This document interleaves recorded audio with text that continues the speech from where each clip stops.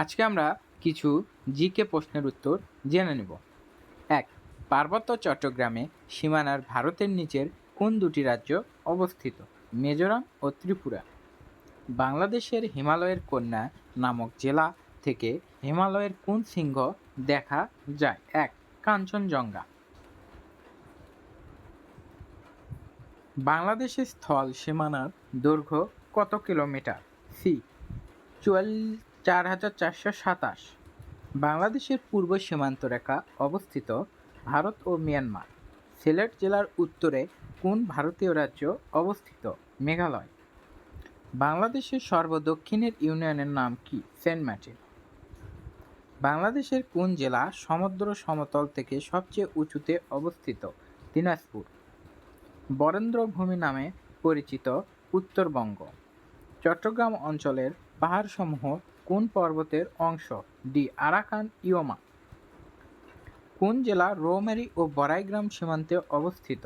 কুড়িগ্রাম। গারো পাহাড় কোন জেলায় অবস্থিত? ময়মনসিংহ। ভৈরব নদীর অবস্থান কোথায়? এ. ঝিনাইদহ। সুন্দরবন বাংলাদেশে কয়টি জেলাকে স্পর্শ করেছে?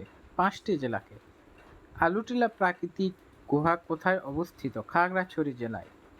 বাংলাদেশের কোন জেলার সঙ্গে বিদেশের কোনো সীমানা নেই? ফরিদপুর। মিয়ানমার বাংলাদেশের কোন দিকে অবস্থিত? এ. দক্ষিণ পূর্ব। 3 বিঘা করিডোর কোন জেলায় অবস্থিত? লালমনিরহাট। হালদা ভ্যালি কোথায় অবস্থিত? ডি. খাগড়াছড়িতে। কোনটি পদ্মার শাখা নদী? বি. ভৈরব। তালিয়াবাদ উপকেন্দ্রটি কোন জেলায় অবস্থিত? বি. গাজীপুর। বেঙ্গল ফান ভূমিরূপটি কোথায় অবস্থিত? বঙ্গোপসাগরে।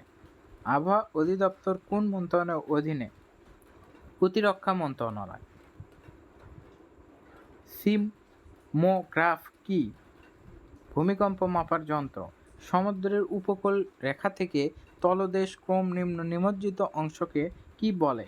Continental slip. বাংলাদেশের বৃহত্তম সেচ প্রকল্প তিস্তা সেচ প্রকল্প। প্রিয় শিক্ষার্থীরা, তোমরা এরকম আরও জিকে ক্লাস করতে চাইলে অবশ্যই আমাদের চ্যানেলকে সাবস্ক্রাইব করে রাখো এবং বন্ধুদেরকে শেয়ারের মাধ্যমে জানিয়ে দাও।